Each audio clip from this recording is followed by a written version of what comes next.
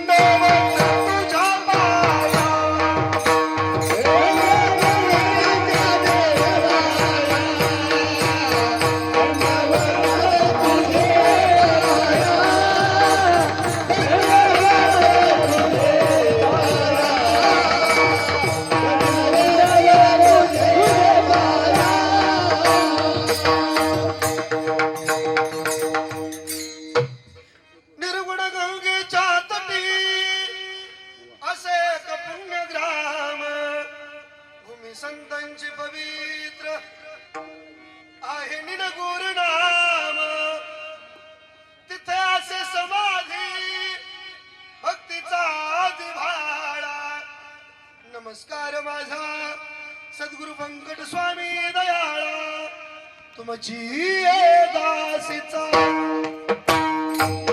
सतरुणी ठेवा तुमची दासीचा दास करुणी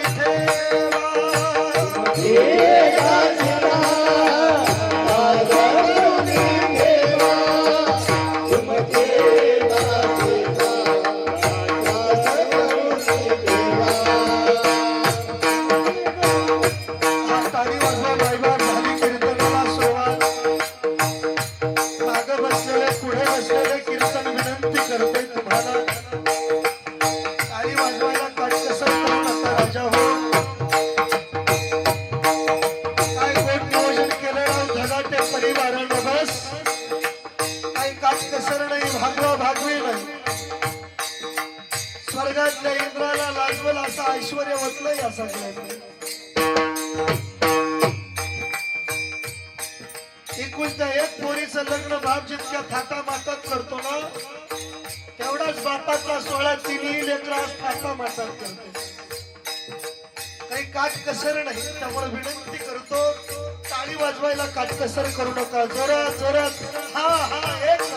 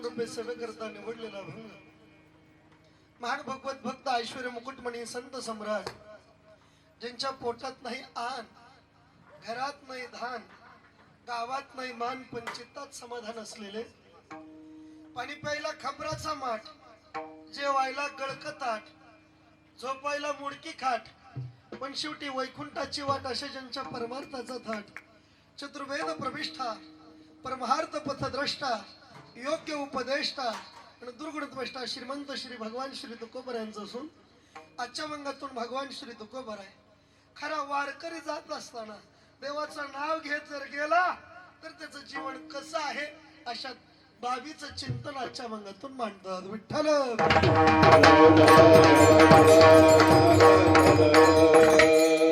सेवेला सुरुवात करण्यापूर्वी अल्पसा परिहार द्यायचा तो असा, ज्या जगामध्ये राहतो त्या जगाचा नियम आहे, जन जायते म्हणजे उत्पन्न होणे आणि गम गच्छती म्हणजे जाणे. या जगाचा नियम आहे, इथं जो जन्माला येतो तो एक दिवस जात असतो आणि या जाण्याच्या क्रियेला जात असताना लेकरांचं माग काहीतरी कर्तव्य उरत असतं. त्या कर्तव्याला अनुसरून यांची तीनही मुलं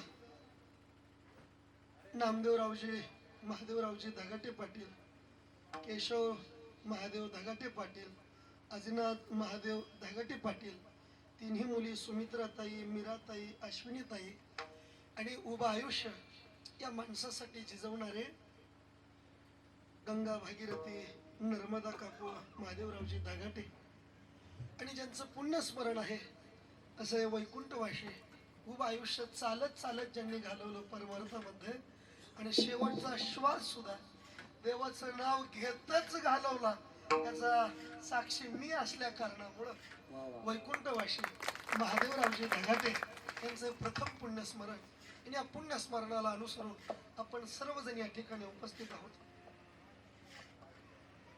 आमचे बाबा म्हणायचे बुवा जाणं किती गोड असावं, इतकं गोड असलं पाहिजे. दोन जाणं सगळ्यात निर्मळ चांगली, दोन. एक देवाच्या पायावर डोकं ठेवलं की जीव जावा इतकं चांगलं मरण असावं, नाहीतर देवाचं नाव घेत जीव जावा इतकं चांगलं असावं. अशा जाण्याला शास्त्रामध्ये मृत्यूचा मरणाचा सोहळा करलं म्हणतात. या क्रियेला तुकोबरायचे शब्द आहेत, आपुले मरण पाहिले ना डोळा, तो झाला सोहळा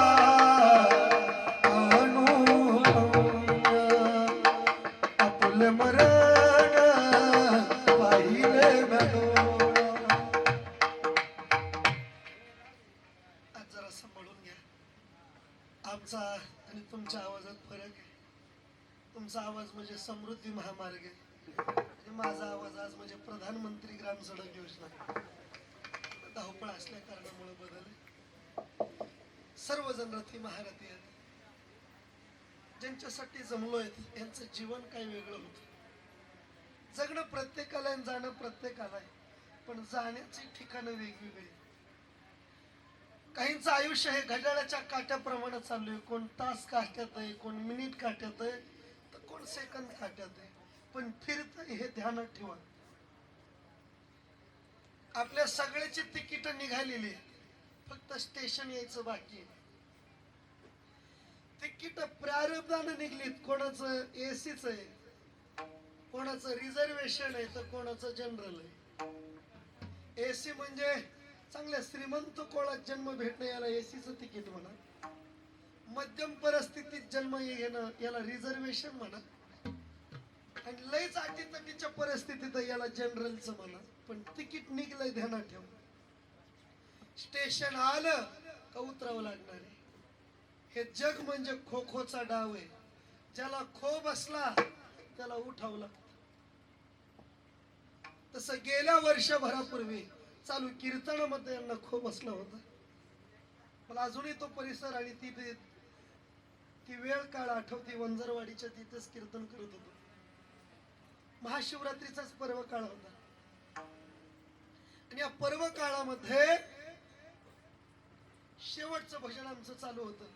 महाशिवरात्रीची कथा ऐकून झाल्यानंतरची व्याधाने सांगितलेली कथा झाली आणि शेवटचं भजन बस निमित्त तेवढंच त्याच ठिकाणी अटॅक आला आणि यांचं जाणं घडलं. खरं सांगू असं पाहिजे मरण असा मी एकच महात्मा बघितला होता याच्या आधी.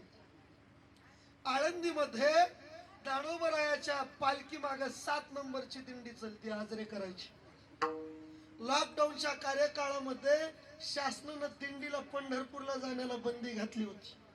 माऊलीचं प्रस्थान आलं आणि येणेकऱ्याने फोन केलता, मालक दिंडीला येऊ का? मालकानं सांगितलं यायचंय पण आपल्या सगळ्याला जाणं होणार नाही, 14च माणसांनी जायचंय. मग मी येतो की 14? म्हणले तसं तर तुम्हीच जा पण अख्ख्या पालखी सोहळ्यात 14 आहे. मग तो म्हणला मग कसं करायचं मालक? म्हणले अजून आपल्याला काय निमंत्रण आलं नाही. वारकरी तिकडून म्हटला जिवंत असून माऊलीची वारी होत नसल तर जगून तरी उपयोग काय. सकाळी फोन झाला आणि संध्याकाळी 7 वाजता फड मालकाला फोन गेला, मालक आपल्या दिंडीचे येणेकरी गेले. का? म्हणले निमित्त फक्त अटॅकचा आले, दिवसभर येणा गळ्यात होता आणि आता तिन्ही सांजाला हरिपट म्हणीत गेले. असं मरण असावं की जात असताना देवाच्या सुद्धा डोळ्यात पाणी यावं. असं जगणं ज्यांचं होतं ते म्हणजे वैकुंठवासी महादेव भाऊ. बस पंढरीचे वारकरी, हडाची वारी, सर्व वारकऱ्याचा घराणा, त्यामध्ये जाणं सुद्धा पर्व काळात.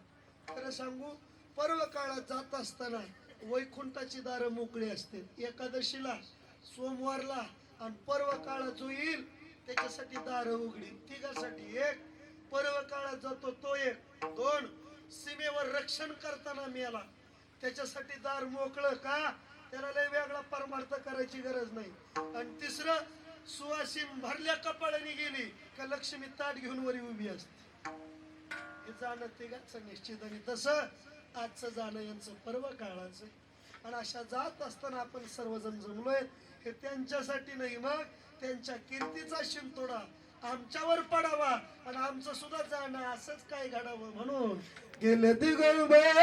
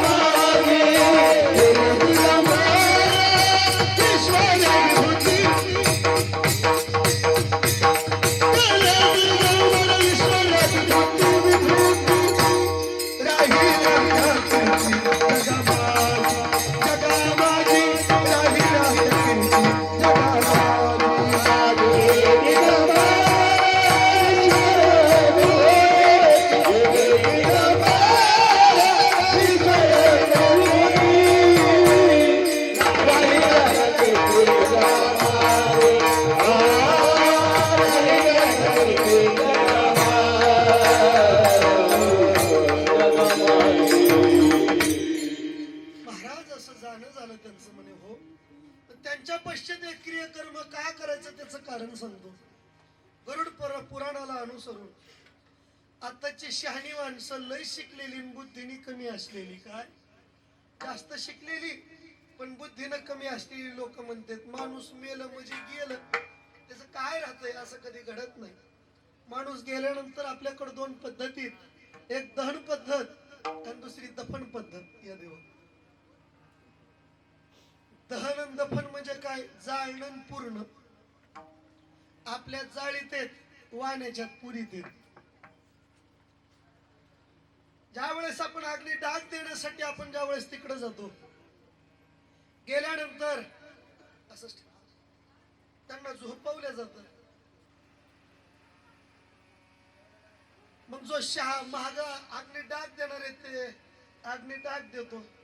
झाल्यानंतर आपल्याकडे एक पद्धत आहे, त्याच्या खांद्यावर एवढा मोठा घट देते. शहाणा माणूस मागे उभा असतो, 3 वेळे मारायची पद्धत आहे. दरी येडा पडला की शहाणा माणूस मागा असतो, घेतला दगड की घटाला फोडीत राहतो. 3 येडे झाले की घट माग फोडा सोडायचा, बोंब मारायची आणि मा थांबायचं. जुनी लोक कवटी फुटूस तर थांबायची. आता लोकांना दम नाहीला नाही, टाइम नाही, लवकर बाहेर निघत येत, कवा पीठ येते आणि कवा निघत येत. आपण महागारी येतो, मात्र ज्याला अग्नी डाग दिला त्याचा मुक्काम त्या दिवशी तिथंच असतो. कुठं? ज्या खड्याने फोडलं का त्या खड्याला शास्त्रात आश्मा म्हणतात. त्या जीवाचा पहिल्या दिवसाचा मुक्काम त्या आश्मावर असतो. 2 दिवसांनी आपण सावडायला जातो, मुठमाती करतो. घरातली माणसं बघितली की त्याला दम निघत नाही, तो महागारी येतो त्यांच्या बरोबर. का? शुभम महाराज पंढरपूरला आपण वारीला जाऊ द्या, 7 दिवस दिंडीत चालू द्या, घरची माणसं पंढरपुरात दिसू द्या. दिंडी सोडून पळत येत आहे, का आलीच ग? का? घरची माणसं बघितल्यावर दम निघत नाही. तसं आयुष्य ज्यांच्या बरं घातलं ती माणसं बघितली की ह्याला दम निघत नाही, त्यांच्या बरं महागारी होती. पण त्यांच्या नावाने एक विधी पाळला जातो, त्याला सुतक म्हणते. सुतकाचे 7 दिवस आणि हे 3 दिवस किती झाले बोला? 10. 10व्या दिवशी पहिली बैठक बसती चोपदार याच्या नावाने. यांनी काय केलंय? काय दान पुण्य केलंय का? दिंडीला गेलाय का? भजनात कधी होता का? वारी केली का? एका भजनात एका भजनी मंडळाच्या 2 भजनी पार्टी केल्या त्यांनी. नेमकं काय केलंय? त्या दिवशी लेखा जोखा होतो त्याचा. लगेच गती पुढची भेटत नाही रायगावकर. मग तिथून पुढं त्या जीवाला पुढची गती भेटावी म्हणून एक दान पुण्याचा विधी करायची वेळ येते खाली. त्याला गोड पाटा म्हणते. अन्नदानातून काहीतरी दान पुण्य उभं राहील आणि यांना पुढची गती भेटल. यमाचं कोर्ट आहे. जसं पोलीस स्टेशन मध्ये एकदा गुन्हा नोंद झाली का दर महिन्याला हाजरी लावायला जावं लागतं, तसं यमाचं कोर्ट आहे. दर महिन्याला त्या जीवाच्या नावाने कोर्ट बसत. त्या महिन्यात त्याच्या लेकरांनी काय दान पुण्य केलंय का बघायला. म्हणून त्यांच्या नावाने एक दान पुण्य करतो, त्याला आपल्याकडे मासिक श्राद्ध म्हणते. थोडं थोडं पुढं सरका, पुढं सरका, थोडं थोडं. सगळी माणसं येते अजून. थोडं थोडं पुढं सरका. महिला मंडळ तुम्ही थोडं थोडं पुढं सरका. या पुढं सरका, बरं वाटतंय. दर महिन्याला यमाचं कोर्ट बसतं, त्याला आपल्याकडे मासिक श्राद्ध म्हणते. आमच्या गडकरी फडकरी पट्ट्यात पद्धत आहे, नाहीच काय झालं तर महिन्याला गावातलं भजनी मंडळ बोलवायचं आणि घरी भजन करायचं. का? त्या भजनातून काहीतरी दान पुण्य उभं राहत असत. यमाचं कोर्ट आहे, आपल्यासारखं कोर्ट नाही. पैसे दिले की केस पुढे.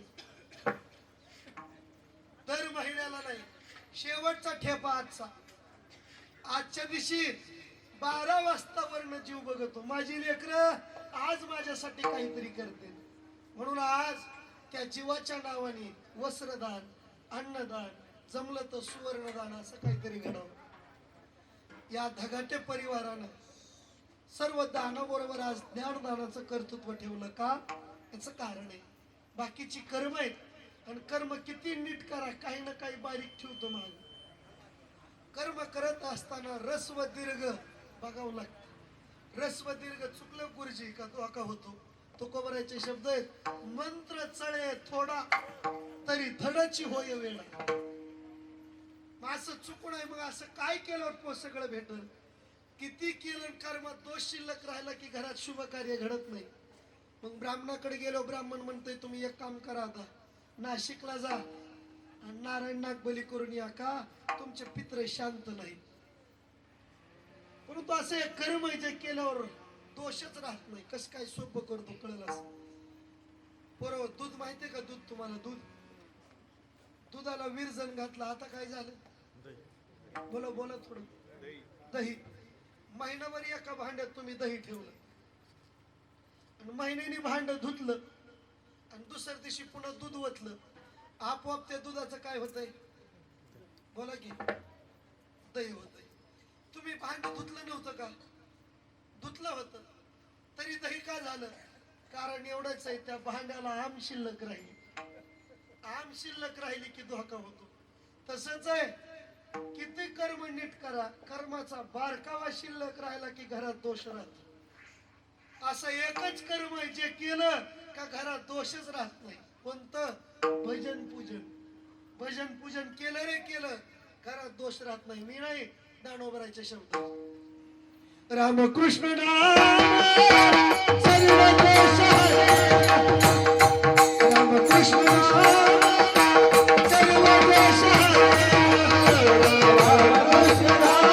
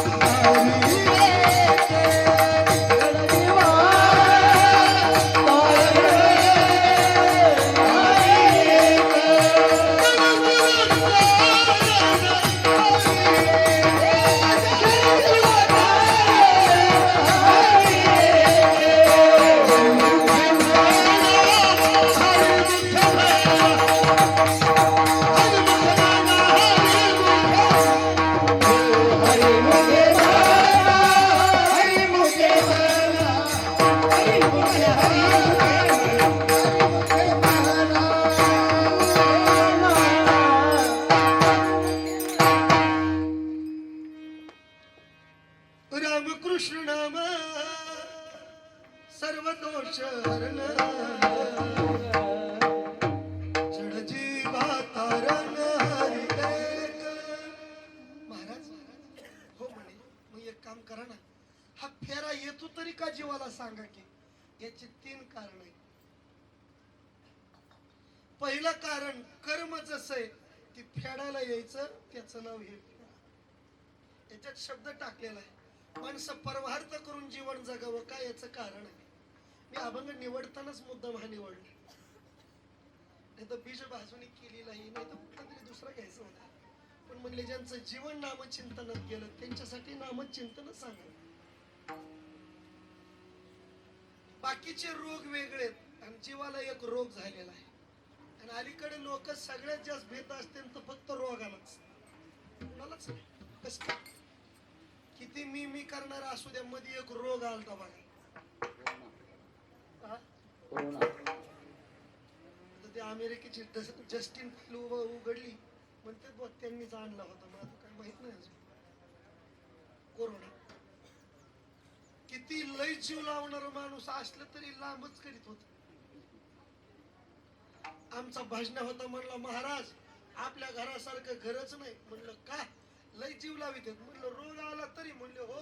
आणि नेमका तेव्हाच पॉझिटिव्ह निघाला. 14 दिवस क्वारंटाईन केलं. पोरगी नेमकी एक दिवशी भाकर घेऊन चालली होती. मायनं बघितलं, बबे कुठं? म्हणली बाबाला भाकर देते. तू बागारी म्हणली मी देते. बाप असा लांब ठेवलेला तिने, नवरा असा पुढं ही हित. लय जीव लावणार म्हणत होती, पण कुत्र्याला भाकर फेकले ना. का? रोग आला का माणसं पेते, जीवाला लय जपते. जुन्या रोगात आणि डॉक्टर मध्ये फरक होता. जुने रोग चांगले होते आपले, गचकरण, चिकनगुनिया भारी होतं. गळगा आलं की खाजवायचं. आता रोग बदलले, दमा, बीपी, अस्थमा, शुगर काय काय लोक पोहे खाते चमच्या तोंडातून मेलं. नाही नाही ते रोग आहेत म्हणलं. डॉक्टर कडे गेलो, डॉक्टरची पद्धत बी वेगळी. जुना वैद्य नाडी तपासून सांगायचं हिमोग्लोबिन किती कमी. आता डॉक्टर कडे गेलो, डॉक्टर म्हणतोय या बसा, बसल्यावर म्हणतोय उठा, उठल्यावर म्हणतोय झोपा, झोपल्यावर म्हणतोय घ्या श्वास, घेतला, सोडा, सोडला, करा डोळे मोठे, काढा जीभ बाहेर, लावलीच बॅटरी, उलत खूप पाळत, मग बसा म्हणतोय. आणि मग बसल्यावर विचारतोय काय होतंय सांगा. आता बोध काय कबड्डी खेळत होता बाप्पा. नाही तीच पद्धत आहे डॉक्टरची. लोक सगळ्यात जास्त रोगाला भेटतात. आणि म्हणले जी इथं आलेली आहेत या सगळ्याला योग रोग झालेला आहे. मग तुम्हाला विचारायचंय बाकीचा रोग वेगळा आणि ह्या रोगाची विशेषता वेगळी. बाकीचे रोग जन्माला आल्यानंतर होतात. मला सांगा तुम्हाला शुगर आहे, बीपी जन्माला आल्यावर झाली का जन्माला यायच्या आधीच होती? आल्यावर झाली. पण असा एक रोग आहे जो रोग जन्माला आल्यावर नाही, तो झाला म्हणून जन्माला यावं लागतं. त्याचं नाव आहे भवरोग. मग महाराज म्हणतात हा भवरोग इथं फेरा हाणायच्या कारण तीनच. एक पहिलं कारण कर्म, जे ज्यांनी केलंय ती फेडायला यावं लागतं. इथं वाचा ज्ञानेश्वरी. आगा कर्मी जे उरावे ते सुख दुःखी फळावे, तया ते भोगावया यावे देहा एका. केलं कर्म झाले त्याची भोग आले. केलं कर्म झाले त्याची भोग आले. केलं कर्म झाले त्याची भोग आले. केलं कर्म झाले त्याची भोग आले. केलं कर्म झाले त्याची भोग आले.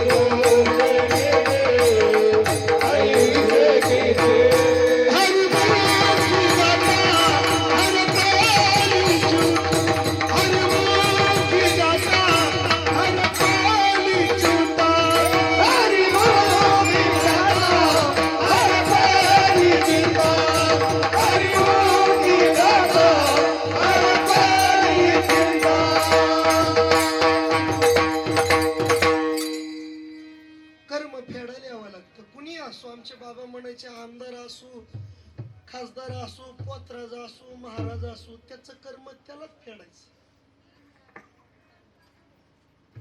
तैसे ज्याचे कर्म तैसे, कसं कर्म आहे तसंच. दुसरं कळण्याकरता बारीक उदाहरण देतो. पोरांनो, आमराई माहिती का रे तुला? आमराई हे छोटे आमराई माहिती का? आंब्याची बाग माहिती का? होतो मग. आता आपण दोघं कीर्तनपुरी इकडे. आमराई बघितली एक जणांनी, त्याला आंबा खाऊ वाटला.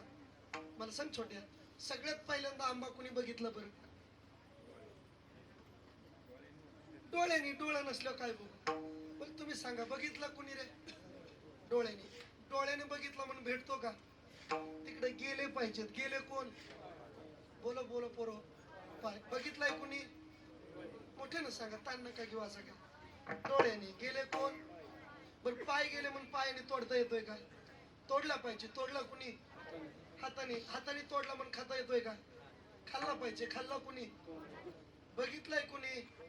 गेले कोण? तोडला कुणी? खाल्ला कुणी? सगळाच तोंडात बसतोय का? साठवला पाहिजे. साठवला कुणी?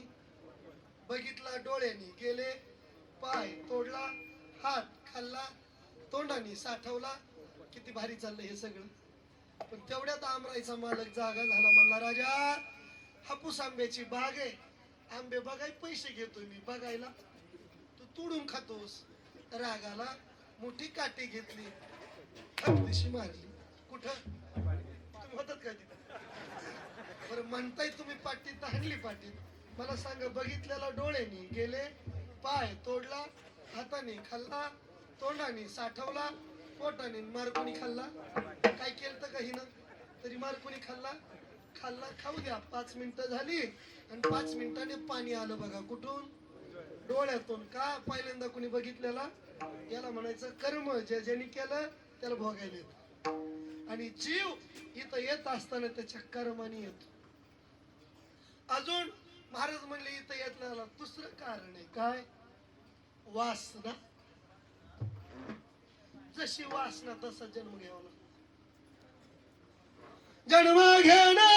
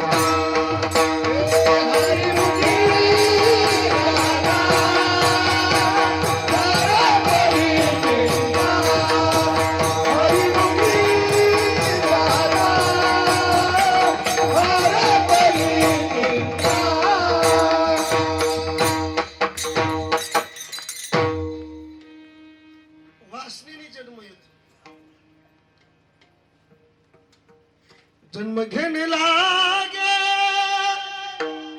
वासनेच्या संगे, त्याची झाली अंगे हरिरूप हरिमुखी गाथा. आज कोणी तू हरिमुखी गाथा, आज कोणी. वासनेसारखा जन्म. वासना कशाला म्हणायचं? उलशीचा असते, पण भीक मागायला होती तिचं नाव वासना. उगा बारीक असते. सोपं करू कळलं असं. गुरुजींनी सांगितलं शिष्याला, मग जायचा टाइम झालाय. मग गुरुजी काही करायचं पण आश्रमात मांजर पाळायचं नाही. शिष्य म्हणला गुरुजी जायचा वखत झालाय, कुत्र्या मांजरात काय जीव अडकलाय तुमचा? नाही पण मांजर पाळायचं नाही. म्हणला ठीक आहे. गुरुजी गेले आणि उन्हाळ्याचे दिवस आले. उन्हाळ्याच्या दिवसात त्या शिष्याच्या आश्रमात झाली उंदर. आणि उंदराने लुंग्या कुरतडाय चालू केलं. काय बघता? मला आता काय करावं तरी उंदराला काय तरसच येत काय? म्हणला उंदराव झाली मग औषध एकच आहे. काय?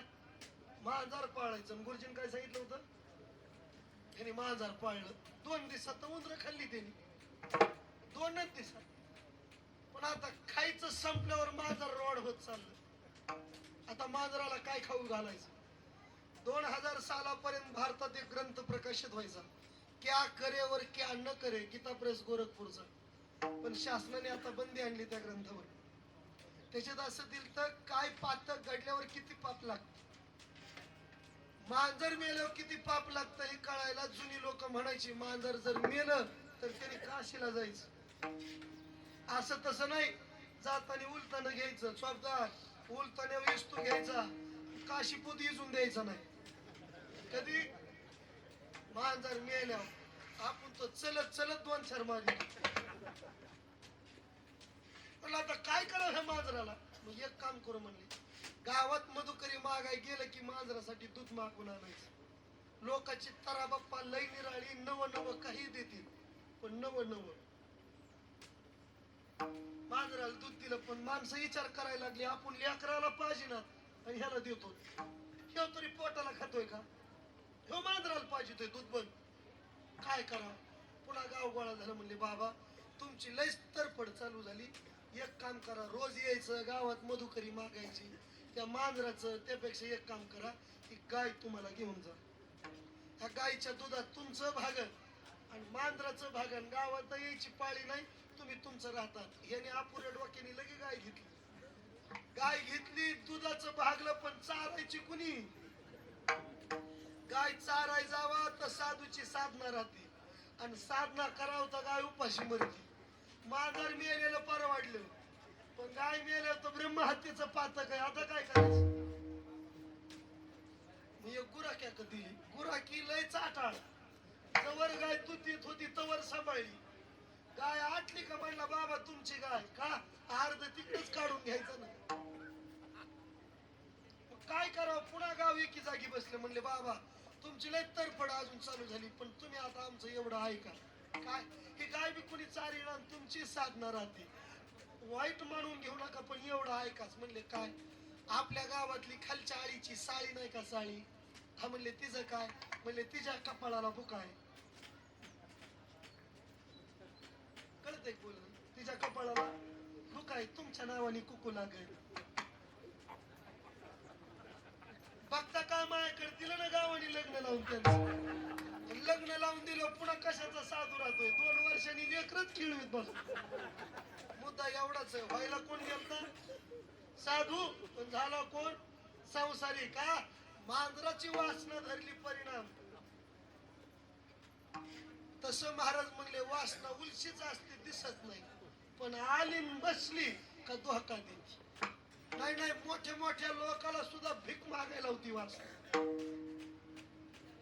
वासनेचा संग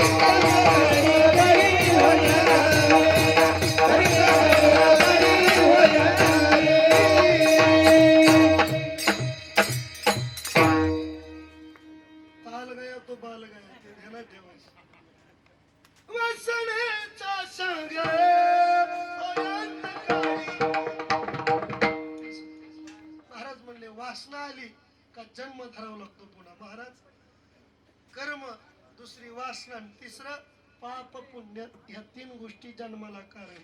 पाप पुण्य करू नये. मला एवढं सांगायचं, यायचं कारण एवढं, पण ज्यांच्यासाठी जमलोय ह्यांनी ही 3ही कारण जाळून टाकले.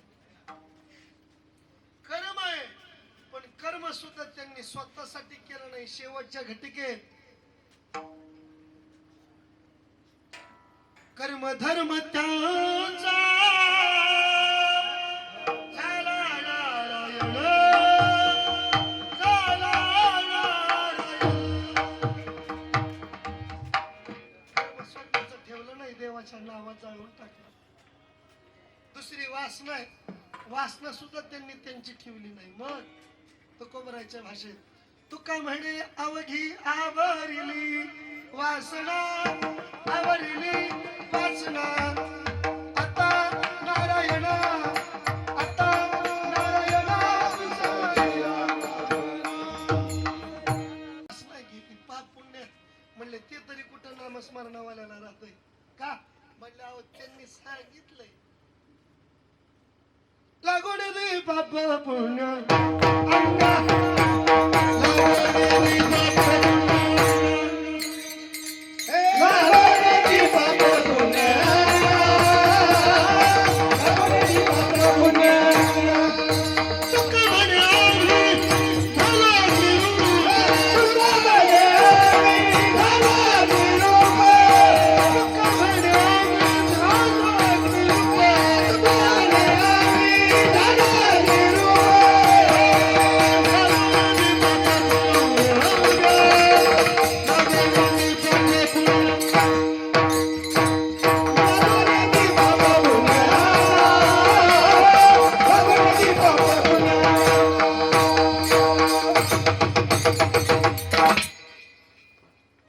महाराज म्हणले हेही नाही. मग महाराज हे जर नसल तर त्यांचं जीवन आहे तरी आता कसं?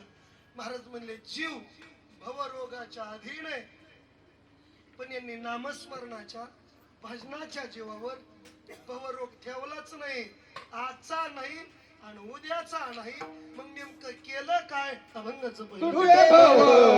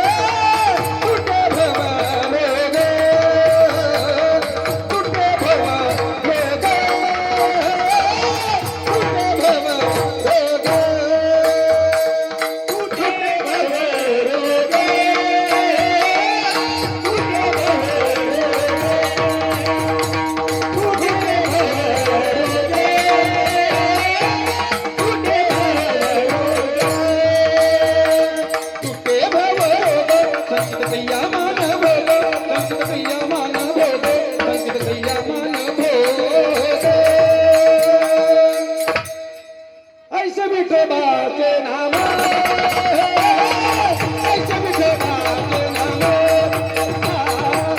ऐसे विठोबाचे नाम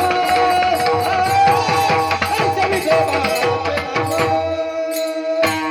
तुटे भवर तुटे आमान तुटे भवर तुटे आमान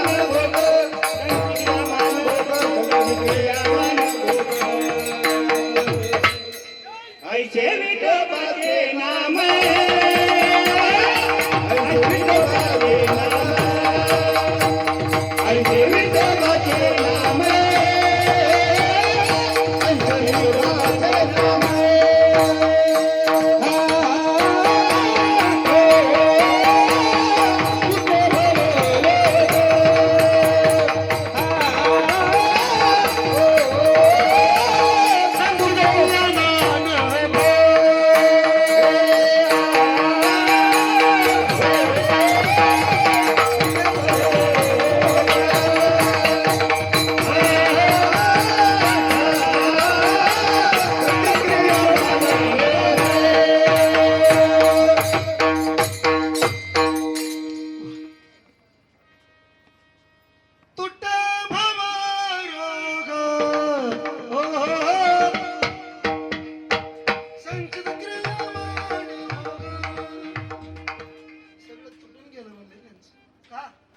त्यांनी जीवन केलं ते विशेष.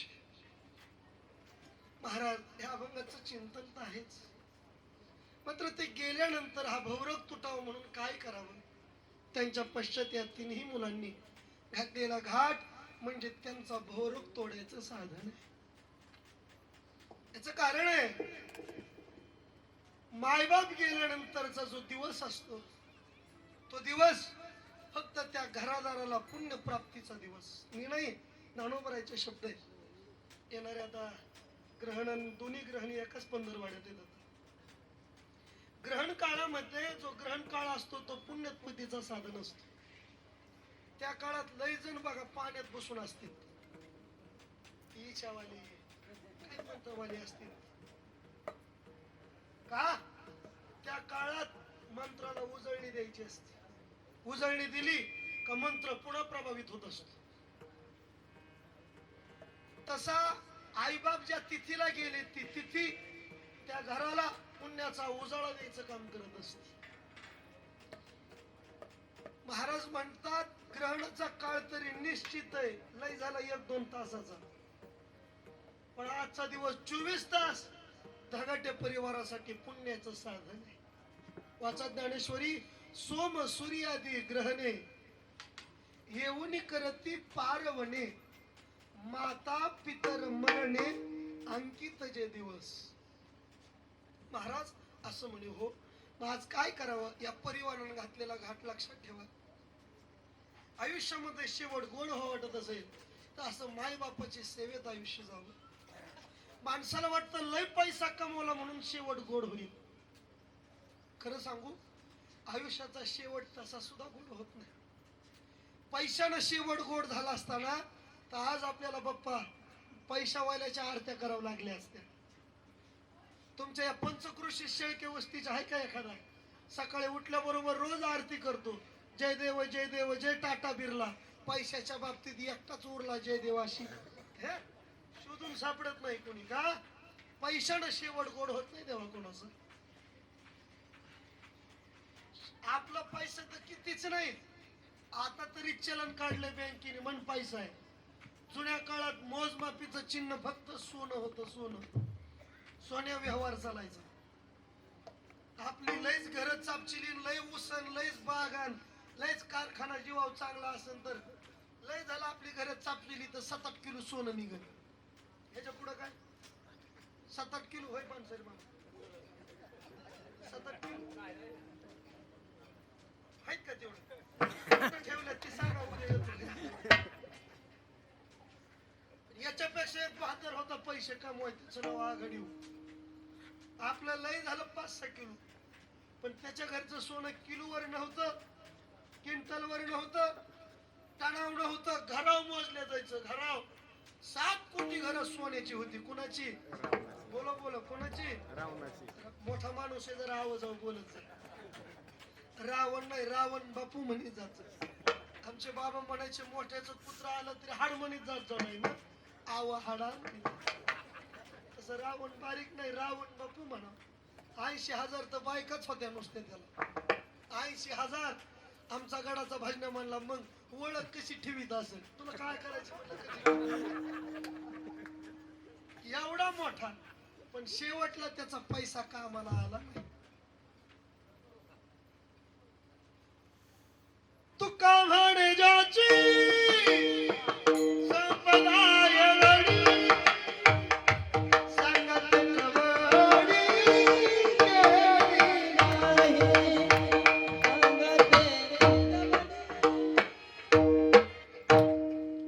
कवडी सुद्धा नेता आहे माणसाचं. मला लय अप्रूप वाटतं. आपल्याकडे किती असतं, लय नसतं.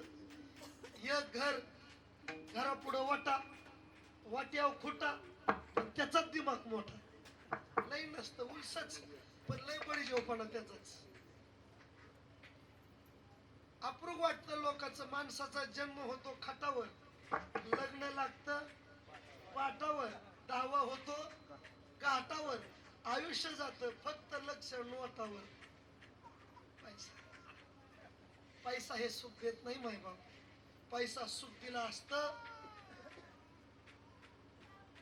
तर महाराज अंबानी रोज लालबागच्या राजा पुढे असा हात झुकीत बसला नसता. कितीतरी पैसा आहे त्याचा, पण पैसा समाधान देत नाही. हे जग ज्याच्या सत्तेनं चालू आहे त्याच्यापाशी समाधानाचा पत्ता आहे. हे सगळं त्याच्यामुळं चाललंय महाराज. मग माणसाला हे कळत नाही आज. त्यामुळे गीतकारले गोड म्हणतो बघा, आर आर माणसा तू येडा का खुळा,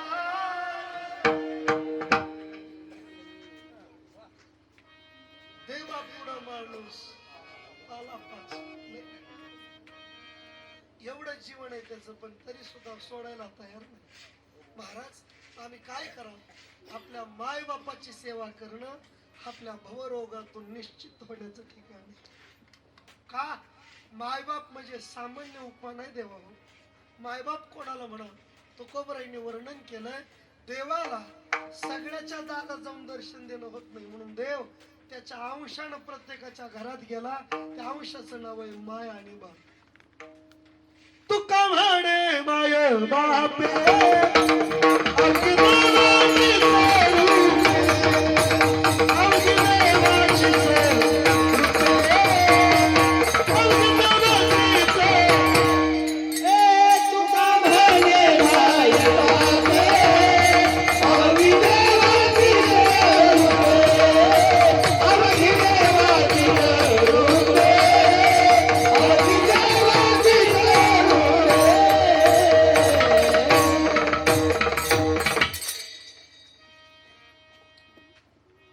आई बाप ही देवाच्या खूण आहेत, म्हणून त्यांची सेवा करायला लागत जाऊ नये.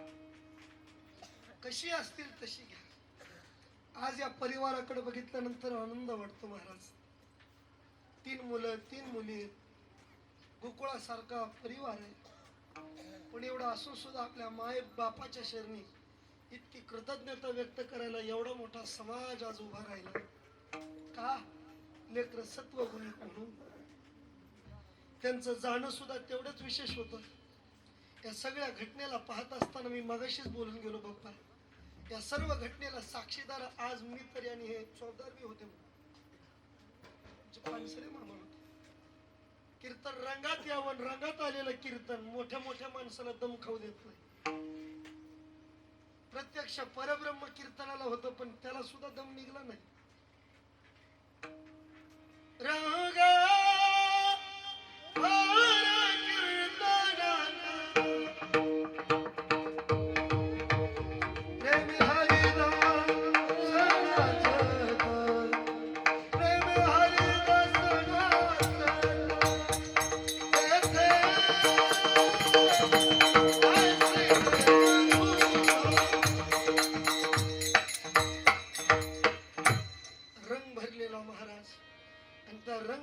ठिकाणामध्ये सर्वांना सांगितलं होतं भजन करा. त्या भजनामध्ये अशी सोहम साधना उभारलेली आहे. अटॅक म्हणजे काय असतो? डॉक्टर अटॅक म्हणेन हो, पण सोहम साधनेमध्ये हे जाणं कशाला म्हणतात? ऐका मंडळी, ज्यावेळेस वारकरी ह्या त्याच्या नामचिंतनात तल्लीन होतो ना, तल्लीन होत असताना आपल्या ह्या नाकाला 2 नाकपुड्यात बघा, इथून 2 नाड्या वाहतात. याला एक इडा आणि दुसरी पिंगळा म्हणते. हे जिथं एक येतं त्याला लल्लाट म्हणजे कपाळ म्हणते. हे लल्लाटावर दृष्टी गोचर केली का भिंगल्यासारखं होतं. म्हणजे कसं? आता इथं बसा आणि नाकाचा शेंडा बघा 5 मिनिटं, बघणं होत नाही का? दृष्टी गोचर झाली की दम खात नाही, हे फिरत राहत. इथं आज्ञाचक्र आहे. ह्या लल्लाटाच्या वरती गोल्लाट आहे, गोल्लाटाच्या वरती आउटपीठ आहे, आउटपीठाच्या वरती सहस्रदळाचं तळ आहे. इथं अमृत कण आहे. आणि ज्यावेळेस वारकरी भजन करत राहत, थांबा पाहुणे मंडळी जा, फक्त सर्व गडबड नका करू, सगळे कीर्तनाचे रंग देवता निघून जाते. इथं बसून आपल्याला इथंच पुष्पवृष्टी करायची, कुणी जाऊ नका. ज्यावेळेस वारकरी भजन करत मूर्धन्याला जातो त्यावेळेस सहस्रदळ मोकळं होतं आणि एकदा चिद्रूप झाला रे झाला का मग जाणं होतं. त्याला देवराया चिंतिलिया, बस पावविले ठाया देवराया चिंतिलिया, अशी अवस्था म्हणजे ज्यांचं पुण्यस्मरण यांची होती. भजन म्हणतो जास्त नाही, भजन म्हणतच कधी खाली पडले आम्हाला. मी तर तेव्हापासून प्रार्थना करतो बाप्पा, ही लोक काय परमार्थिकशील किती भावनाशील असावी की जाणं सुद्धा त्यांचं देवाच्या नावावर झालं. आणि आमचा जन्म चालला राहून नाव घ्या म्हणण्यात आमचं सुद्धा अजून तसं जाणं होणार. काय भाग्यवान असतील. आणि त्यांची सेवा करण्यात सुद्धा खूप मोठं भाग्य लागतं. का? त्यांचं नाव जरी त्या देवाचं घेत राहिलं ना तरी जन्म राहत नाही अभंगाचं दुसरं. ऐसे विठोबाचे नाम, ऐसे विठोबाचे नाम, ऐसे विठोबाचे नाम,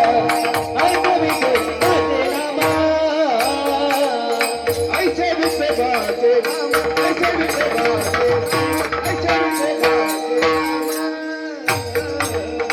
ऐसे विठोबाचे नाम ऐसे विठोबाचे नाम संचित क्रिया मान भूल उच्चारी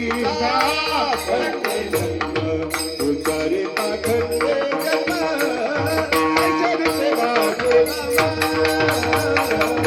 ऐसे विठोबाचे नाम ऐसे विठोबाचे नाम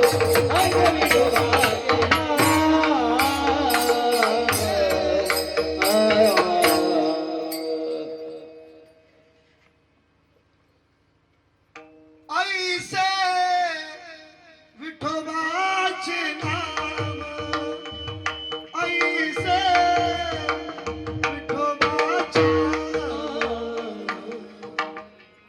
नाव घेतल्याबरोबर जन्म कोणतो कस काय सोपं करू पोरं हो तुम्हाला विचारतो तुमच्याकडे काय म्हणतात वळई म्हणतात का पिंडी गंजी लावते ती पिंडी मला तुम्ही सगळे सांगा एक पिंडी जाळायला एक काडी लागते दोन पेंड्या जाळायला किती काड्या लागत एकच दोन वा. हुशार आहे का तुझा मास्तर कुठे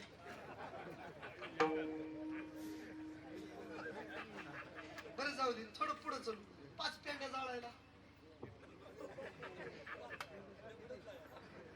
एकच गण जाळायला एकच गाव जाळायचं म्हणलं तरी तुम्हाला पेटवायचं चांगलं माहिती गंजी एवढं पाप असू द्या पण नावाची एक जरी काडी पडली तरी ते जळत असतं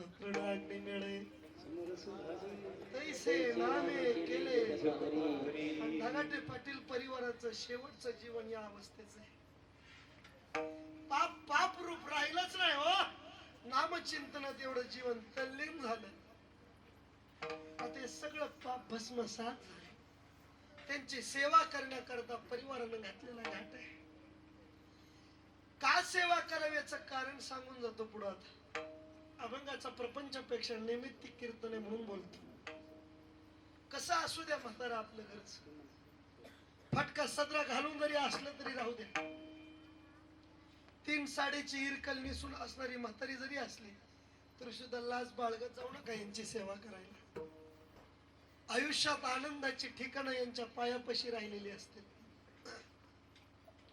लोकांना वाटतं म्हाताऱ्या माणसाला काय काम होतंय आता म्हणून यांच्याकडे बघा पण खरं सांगतो म्हातारी माणसं गेल्यावर त्याची किंमत कळत असते या कलियुगाचं शिवत्व आहे आणि याच्यातलं विशेष आहे महाराष्ट्राच्या थोर समाजसेविका सिंधुताई सपकाळ वाक्य बोललेलं आहे या महाराष्ट्रात मोठं व्हायचं असेल तर आधी मरावं लागतं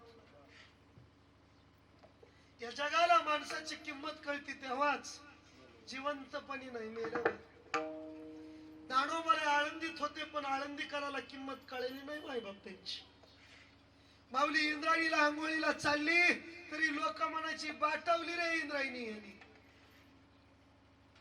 अंगाला स्पर्श जरी झाला ना ए नेण्या संन्याशाच्या कार्ट्या हो बाजूला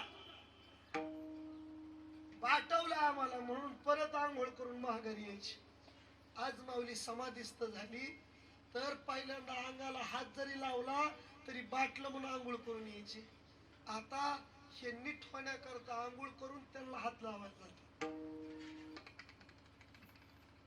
माऊली दारात जरी गुरुजी कुणाच्या दारात उभं राहून मधुकरी मागितली तरी लोक धाड दिशी कवाड लावून घ्यायची हो कार्ट्या पुढं आज माऊली समाधीस्थ झाली आणि आता आषाढी वारीला चालली तो लोक कितीतरी खर्च करून दारात सडा रांगोळी टाकून वाट बघत आहेत 2 मिनिटं तरी पालखी आमच्या दारात थांबवा म्हणून एक काळ होता दारात उभं राहू देत नव्हते आता दारात उभं राहायची वाट बघत आहेत का माणूस गेलो किंमत कळत असते तसंच आहे फाटक्या सदऱ्याचा बाप असू द्या पण घराची राखण करायची त्यांच्याकडे बघा दारात पाखरू जरी उभं राहिलं तरी सुद्धा खडा हाणीन म्हातारं बसल्या जागे का माझ्या लेकाचा संसार आहे म्हणत पण लेकाला त्याची जाण नसते म्हातारा माणूस पडवीत बसलेला असू द्या गावची टपर होत नाही कोणी येऊन घरात काय बोलायची तीच म्हातारा जाऊ द्या अख्खं गाव भांडायला आल्याशिवाय राहत नाही का? माणसं माणसंच असतात राजा हो, पण एकदा गेली की त्यांची किंमत कळत नसते. बाप काय कोणाला म्हणता येतंय का महाराज? हे जगात किती लोक भेटतील पण माय बापाच्या प्रेमाची सीमा भेटणार नाही. अजिबात सीमा भेटत नाही महाराज. हृदयाला पीळ बसल्यानंतर जेवढा त्रास होतो, लेकरू ओरडल्यावर मायला आणि बापाला तेवढा त्रास होत असतो. जीचे पीळे बाळ प्राण तिये चालता.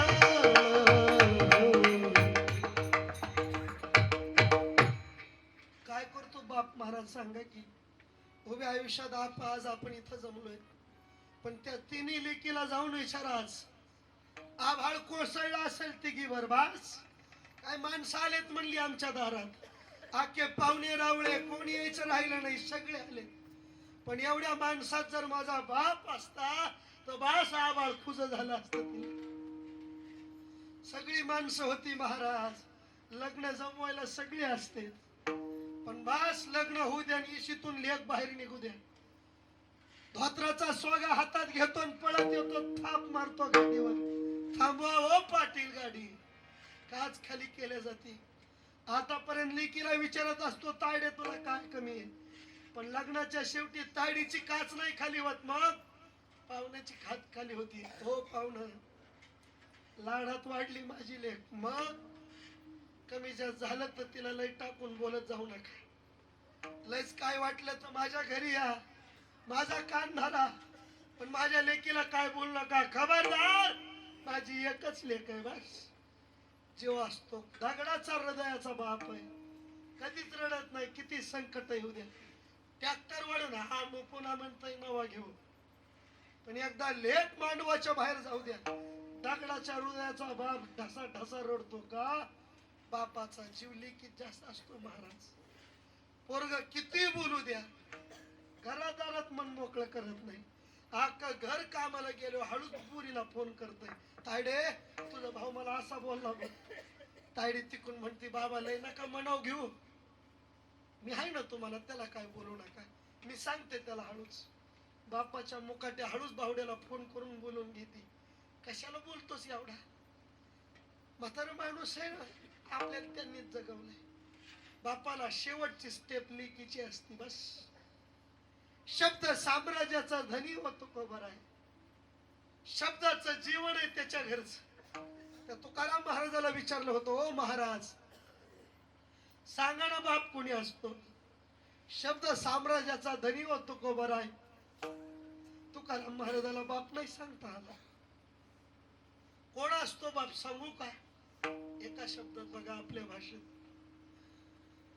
लेकाची दिवाळी चांगली जावी म्हणून आयुष्यभर खस्ता खातो, त्या खस्ता खाणाऱ्या शब्दाचं नाव बाप आहे. फाटक्या कपड्याने राहीन पण लेकरू नव्या कपड्याने फिरलं पाहिजे एवढा श्वास आणि विश्वास घेऊन जगतो, त्या विश्वासाचं नाव बाप आहे. ध्यानात ठेवा, सोपं सांगतो.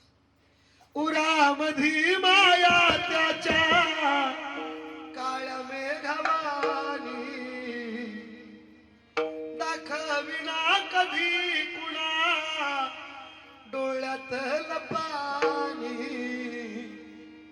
जिजू जिजू संसाराचा गाडा हाकला, ओटा मंदी हासू जरी कना वाकला. घडीभर तू थांब गड्या, ऐक त्याची धापर,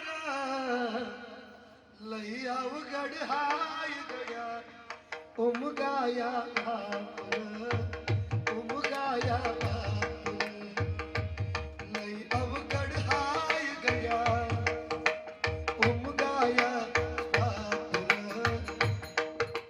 उमगाया भापर. नाही सांगता येत महाराज, पण विनंती आहे तोपर्यंत सेवा करा. का हो? तुकोबरा शब्द साम्राज्याचा धनी आहे, पण बाप सांगायला तुकोबराकडे 4च शब्द निघले बस. लेकराचं जीवन सुखात जावं म्हणून जो सदोदित रक्त आठवीत चालतो त्या आटवणाऱ्या रक्ताचं नाव बाप आहे. बाप करी जोडी लेकरांची, बाप करी जोडी लेकरांची, बाप करी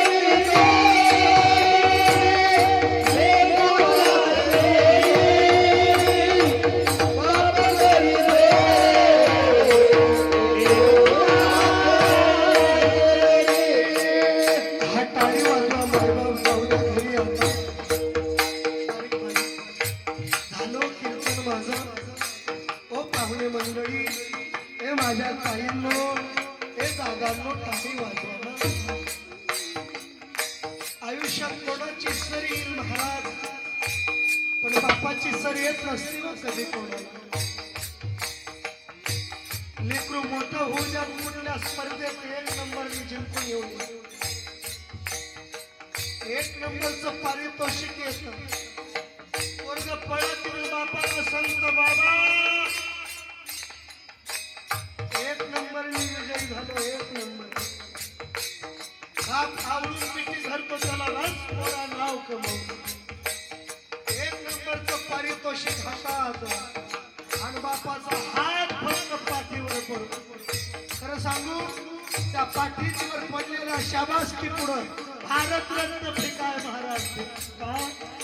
ती थाप म्हणजे साध्या माणसाची नाही, देवरूपी बापाची. म्हणून लाजू नका, त्यांची सेवा करा. नाही टाकून बोलत जाऊ नका. टाकून बोललं का माणसं लई दिवस जगत नाही. म्हणून बोलत नाही. खूप खस्ता खाल्ल्यात त्यांनी, काय केलं ऐकावं मंडळी. हा शुभम महाराज आहे. बाप करी जोडी लेकरांची, बाप करी जोडी लेकरांची, बाप करी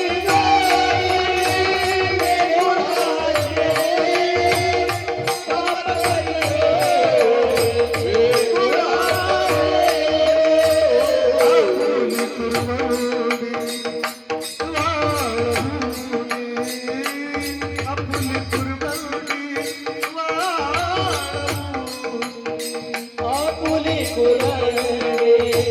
वाळवूनी,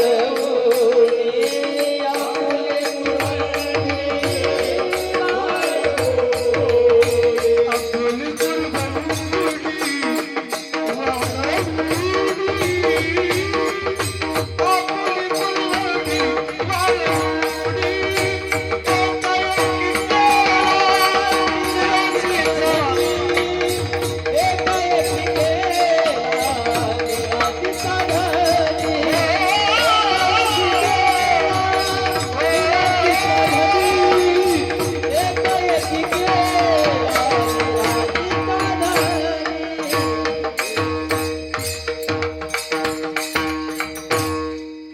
बाप करी जोडी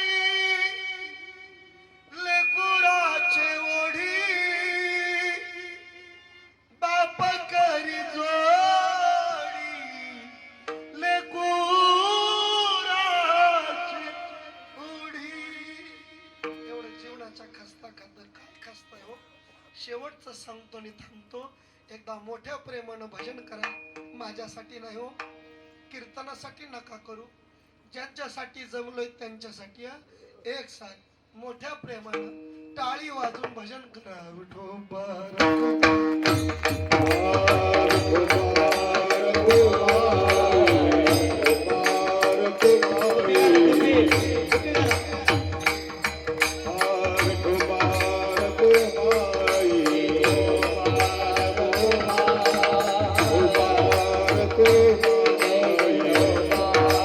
कुमार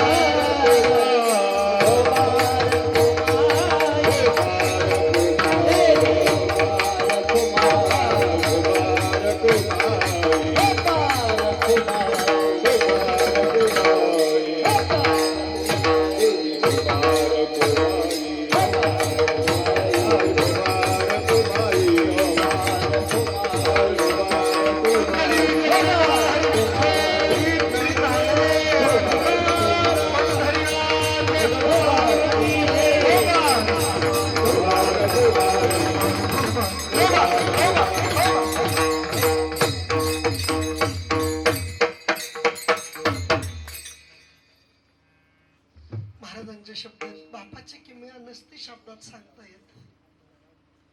तिन्ही लेकरं आज आहेत, तिन्ही मुली आहेत. आमच्या काकू आहेत आज. भरल्या कपाळानं गावात फिरू द्या, कधी काय वाटत नाही. मोकळं कपाळ घेऊन सगळं जरी असले ना तरी आपल्याला परक वाटत असत. उभ्या आयुष्यात या माणसांनी खूप काही केलं, पण आज तिन्ही लेकरांनी बस वरतून आमचे बापू म्हणत असतील, बस माझी लेकरं माझ्या पोटी जन्माला आली, भाग्यवान माणूस आहे. का माझ्या लेकरांसाठी मी दुसऱ्यांसारखं लय काही कमवू शकलो नाही, लय काही माझ्या ताडीला देऊ शकलो, पण संस्कारात वाढलेत तेवढ्या आनंदात माझा सोहळा एवढा केलाय. बस भाग्यवान आहे की ही लेकरं माझ्या घरी जन्माला. कसं जगान किती कमवा यही पेक्षा एक वाक्य बोलतो, आपल्या माय बापानी फक्त आपल्या लेकरांकडे बघून वाटलं पाहिजे, बस ही लेकरं जन्माला आली. बस दर महिन्याला एवढा सोहळा करत राहिले, किती आनंद असावा यांचा. आज सगळी आलेत ना महाराज, पण एवढ्या माणसात जर आमचे वारकरी असते ताट मानान चालले असते. आनंद आहे, पण बस भावाची वारी पुन्हा पुढे न्यावी म्हणून भावाच्या पायावर पाय देऊन आज त्यांचे बंधुराज माळकरी झाले बर का. जोरदार टाळ्या वाजवून बस याला म्हणायचं जगणं भाऊ भावाचं प्रेम. म्हणून विनंती तुम्हा सगळ्याला सुद्धा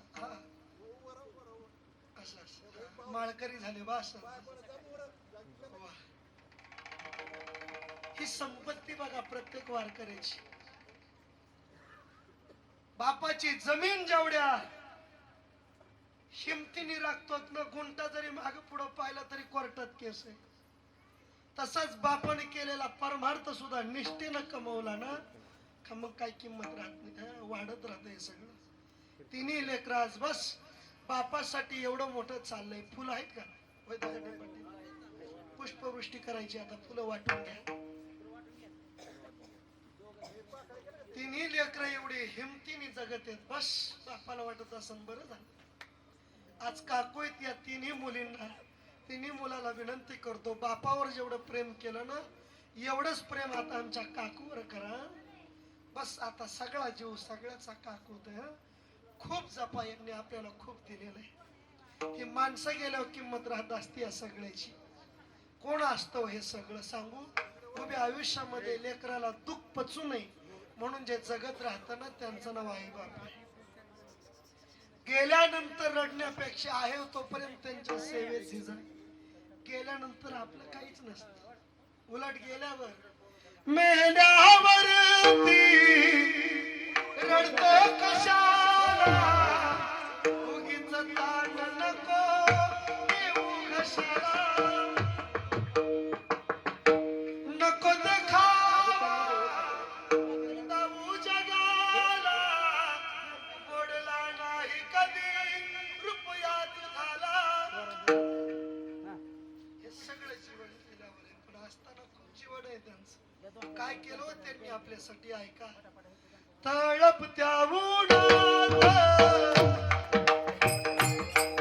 अन रख रख त्या रानात राहिलीस माझ्यासाठी कष्टाच्या कामा. कधी मिळेल मुठभर घास, कधी घडेल तिला उपवास. ओल माती तुम चालताना पुढे दिले काटते भात.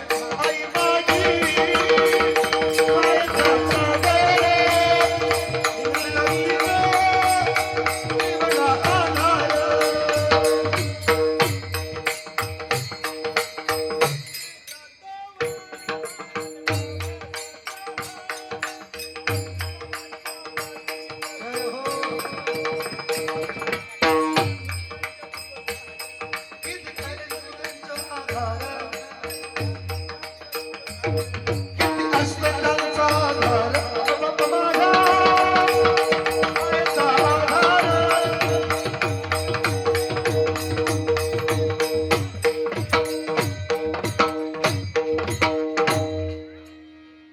बापे स्वाभिमान बाळा त्याचा कणखर कणा.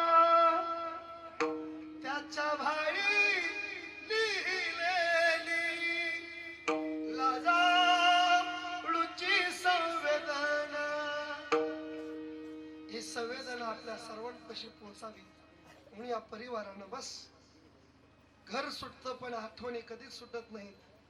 बाबा नावाचं पान आयुष्यातून कधी मिटत नाही. ही आठवण प्रत्येकाच्या घराला जावी म्हणून तिन्ही लेकरांनी दानोबरायाचा हरिपाठ आपल्या दारात आणलाय. टाळ्या वाजवा एकदा जोरदार बस. एवढं जीवन प्रेमाचा असो महाराज बस. काय आनंद आहे राव. अलीकड लोक बापासाठी उलशी वाट बघत नाहीत राव, पण या परिवारानं बस कीर्तीचा सुगंध राहावा म्हणून एवढं काय केलंय चोपदार.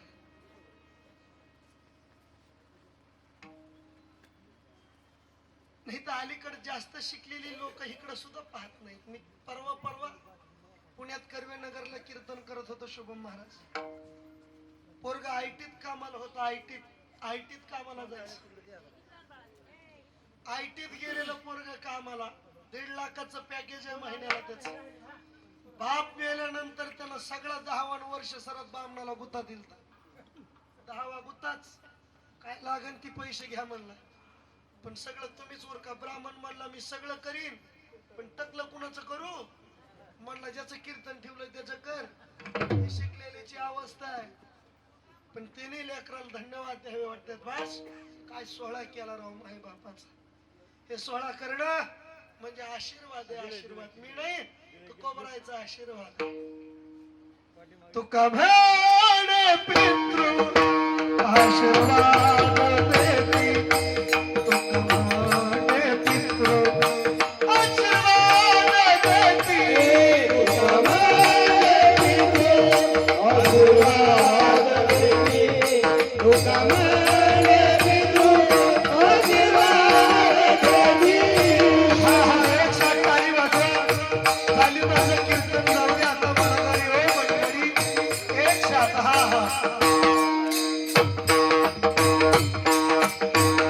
माझ्यासाठी नका हो वाजवू टाळी.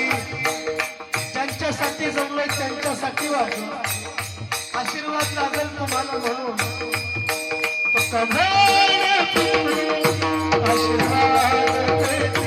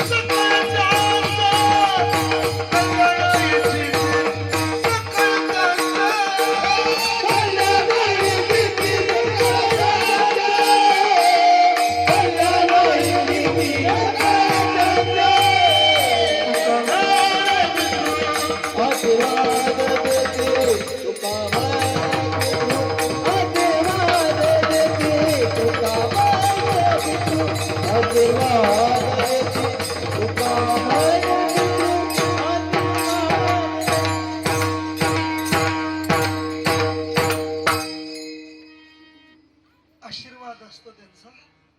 कधी असतो खस्ता खाल्ल्यात. सांगतो शेवटचं थांबतो आता. 3 वर्षाची पोरगी होती बस. 3 वर्षाची असतानाच माय गेली. आई बापाची शर्यत नसती. पुन्हा माय कोण असते. गोठ्यातली गाय, दुधावरची साय, लंगड्याचा पाय ती लेकराची माय असते. अख्खा गाव गोळा झाला. ओ बापू बोला पाटील करा लग्न दुसरं. का अहो म्हणजे लाडाची लेक आहे तुमची, तिला कोणतरी पाहिजे ना. बापू म्हणले पाटील दुसरी बायको भेटन हो, पण तिला माय भेटल का नाही सांगता यायचं नाही. सख्यात आणि सावतारात फरकच असतो.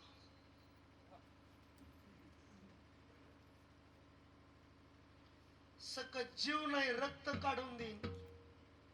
सावतर दुसऱ्याचा आणून देत असत. पाटील जीव आहे तोपर्यंत मी जपन. दुसरं लग्न नाही करायचं. बापाची सर्व निश्चय बघितला आणि गाव गोळा केलं पाटलाने. ए खबरदार गावकऱ्या हो, इथून पुढे सगळ्यांनी ध्यानात ठेवायचं. बापूलाच एकट्याला पोरगी नाही, अख्ख्या गावाची लेक आहे ती. काही झालं तरी बस, तिला इसरायचं नाही. पाटलाची ताकीद भेटली, अख्ख्या गावाने त्या पोरीवर जीव लावायचा चालू केला. दिवस सरू लागले. बाप गावात दर्शनाला की देवाला हात जोडायचा. हे देवा, काय नको मला, कष्ट करायची दानत आहे अजून, पण एकच मागतो, जवळ माझी लेक माझ्या दारातून नांदाय जात नाही ना, तवर मला कधी घेऊन जायचं नाही. बस एकदा लेक गेली रे गेली, माझ्या हाताने मी तुझ्या घरी येईन. बस. दिवस जाऊ लागले, पोरगी मोठी होऊ लागली. लाडाची लेक 14 वर्षाची झाली. बाप म्हणू लागला, भूकू लागला, तायडे आता पोत अंगण तुला पुरत नव्हतं खेळायला, आता घटिका आली, तुझं जाणं ठरलं. तायडी म्हणायची, बाबा तुम्हाला सोडून मला कुठं जायचं नाही. बाप हसायचा आणि पुढे चालायचा. 16 वर्ष उलटली ना 18 वर्ष आली. गावच्या पाटलाने बापूने पुरीला स्थळ बघितलं. स्थळ बघितलं बरोबर पाहुणे आले, पसंत पडलं. वाटा लावले एशीच्या बाहेर, इष्टी थांबली, इष्टीत बसली. डबल बेल,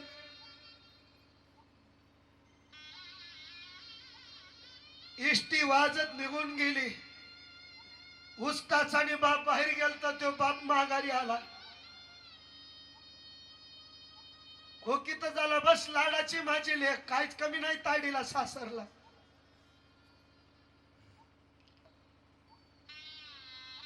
सगळं तिला आता तरी हाताने करावं लागत होत. आता तर काहीच राहिलं नाही, नोकर चाकर आहे घरी.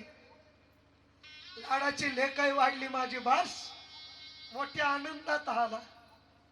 घरी आला, रात्र झाली. तायडी पुढेच बसली होती. बस आज इतकी माणसं, इतक्या माणसात माझ्या तिन्ही ताईंना आठवत असेल. सुमित्रा ताई, मीरा ताई, अश्विनी ताई, तिघीला आठवत असेल लग्नाची बैठक. बस काय कमी केलं माझ्या बापाने आम्हाला. घरचा उमरा घाण ठेवला, पण आमचा उमरा मोठा केला. तो बाप माघारी आला आणि तायडीला म्हणू लागला, हे तायडे भाग्याची तू, तुला काहीच कमी नाही तिकडं.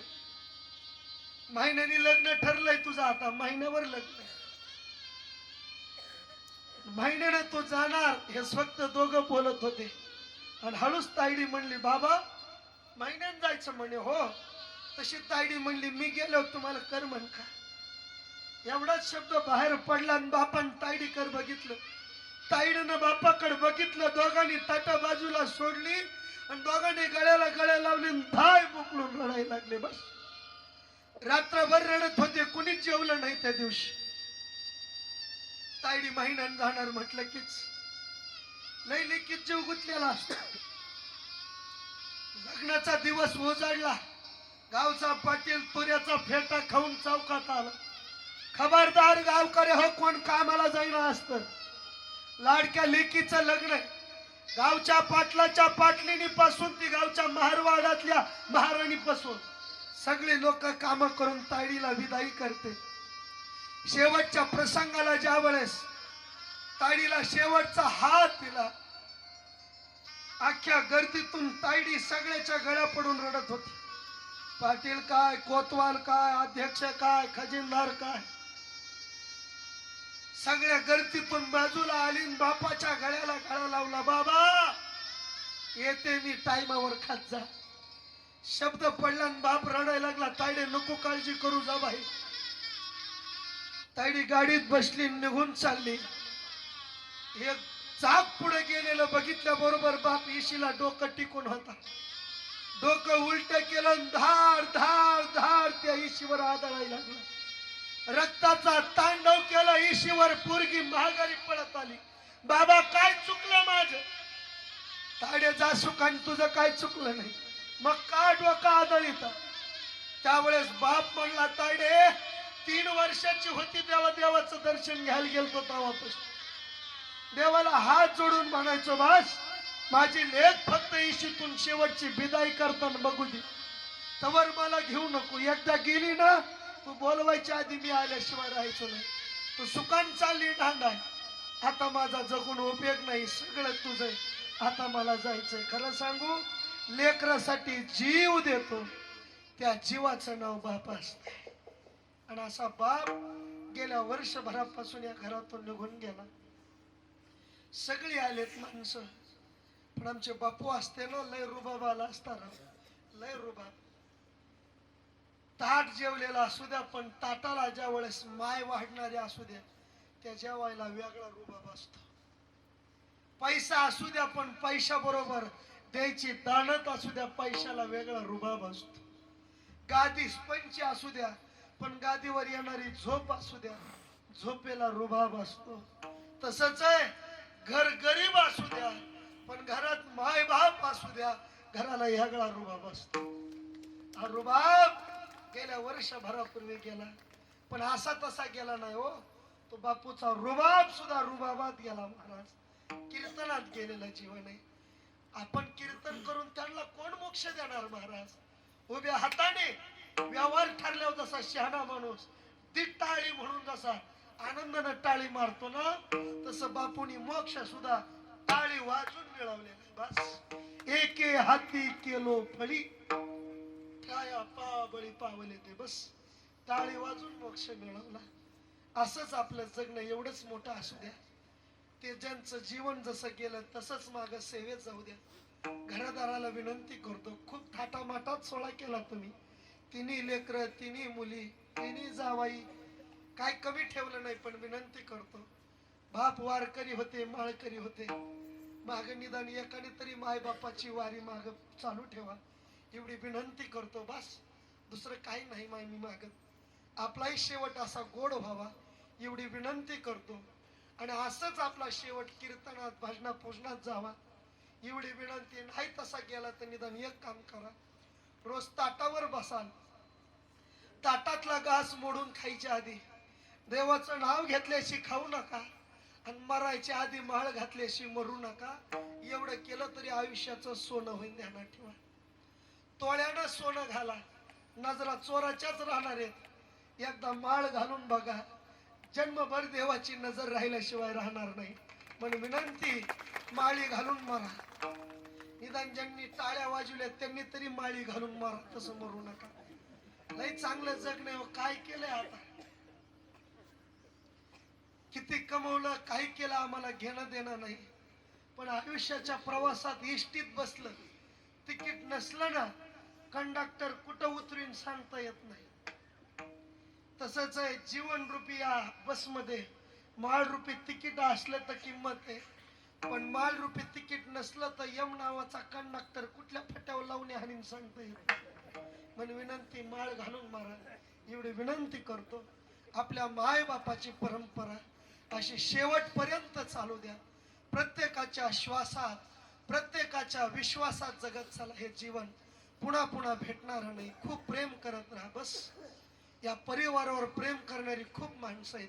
त्याचपैकी या करमाळ्याचं नेतृत्व आणि वारकऱ्यावर नितान प्रेम करणारं आमचं बागल घराणं, आणि बागल घराण्याचे आमचे दादासाहेब येत आहेत. जोरदार टाळ्या वाजवा, जोरदार. बस सुखदुःखाचा प्रसंग आहे.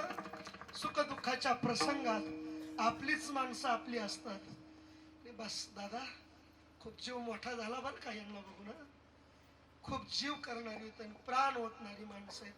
जीवापाड तिन्ही लेकरांच्या वतीनं आणि आमच्या धगाटे पाटील परिवाराच्या वतीनं भैया साहेबाचं सुद्धा खूप स्वागत.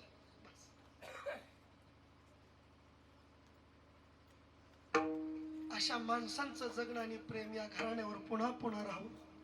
आमच्या पाटलांपासून तुमच्यावर खूप प्रेम केलंय. गोंगडी द्या, ती गोंगडी टाका, गोंगडी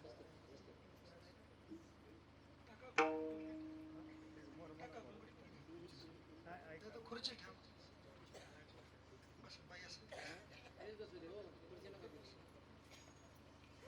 एवढी विनंती करतो. चालू असणार आयुष्य सुद्धा अशा सुखदुःखात आपलं उजळून जावं.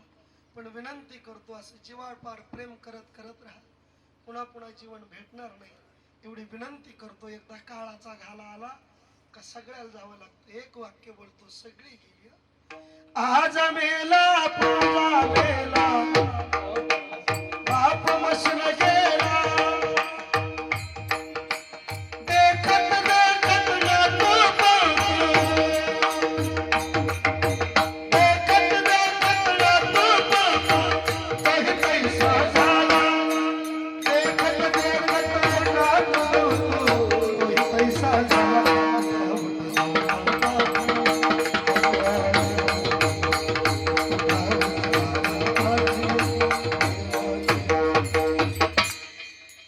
शेवटचं प्रमाणन थांबतो. देवानं आयुष्य दिलंय त्याचं सुख करा. रांगोळी किती ठिपक्याची काढायची ही पुस्तकात लिहिलेली असते, पण रांगोळी काढल्यानंतर रंग कोणते भरायचे हे माणसाच्या हातात आहे. म्हणून विनंती, किती वर्षाची रांगोळी ठिपक्याची सजली ही देवानं ठरवून दिलेलं आहे, पण दिलेल्या आयुष्यात किती सुखदुःखाचे रंग चढवायचे ते आपल्या हातात आहे. म्हणून विनंती करतो, आयुष्य जगताना तळतळाट घेऊन कोणाचा जगू नका, कारण की पुन्हा पुन्हा हे जीवन भेटणार नाही. आलेलं आयुष्य परमार्थात घाला एवढीच विनंती करतो, कारण की ज्यांच्यावर मदार ठेवून जगू ही आपली नाही. काय वाक्य सांगतो, तू म्हणशील बायका बरं हे तुझ्या मागची चोर मेल्यावरती खापर फोडतील तुझ्याच माझ्यावर घे घे घे हरिनाम घे माया सारी सोडून दे घे घे घे हरिनाम घे माया सारी सोडून दे. आतलावडी लक्ष्मणा कागड पुसकाई आई संसारा पायी या संसारा पायी संसारा पायी संसारा पायी. पण एकच काम करा, शेवटचं प्रमाण सेवेला पूर्ण विराम. उठा की जी माय बाप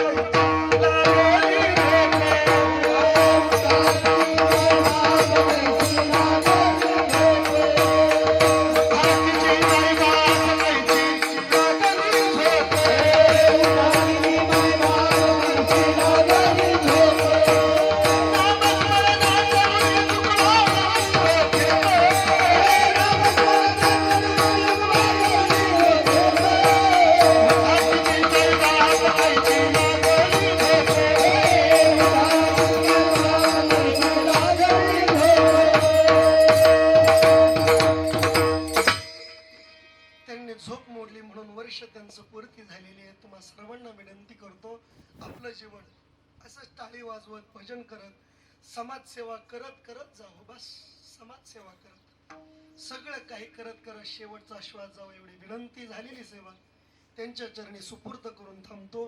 पण विनंती करतो, आपला शेवट चांगला हो वाटत असेल तर ताटातला घास मोडून खायच्या आधी देवाचं नाव घेतल्याशिवाय खाऊ नका, मरायच्या आधी माळ घातल्याशिवाय मरू नका. एवढं केलं तरी आयुष्याला सुगंध आहे. विनंती, सेवेला पूर्ण विराम, अभंग होईल, पुष्पवृष्टी, शेवटचं भजन, मग सेवेला पूर्ण विराम. तोपर्यंत जागा कोणी सोडू नका. आणि गेलेला महात्मा पर्व काळात केलेला आहे. तुमच्या सर्वांची फराळाची व्यवस्था केली, फराळ केल्याशिवाय कोणी जाऊ नका ही विनंती. झालेली सेवा ज्या परंपरेनं टाळकरी म्हणून जगण्याचं भाग्य दिलं त्या सीतारामगडाच्या चरणी अर्पण करतो. सेवेला पूर्ण विराम.